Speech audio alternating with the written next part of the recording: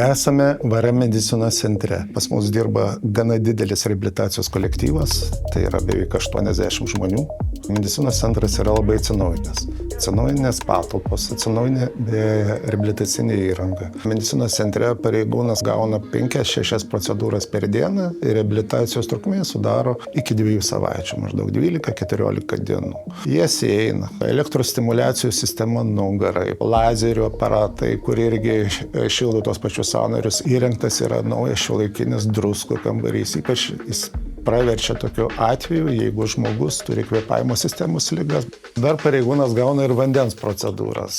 Nedidelis baseinas, bet šalia to yra vandens masažo vonios, sauso masažo vonios, yra kelios kineziterapijos salės, kur gali gauti pareigūnas ir grupinės, ir individualias kineziterapijos procedūros, magnetoterapijos prietaisai.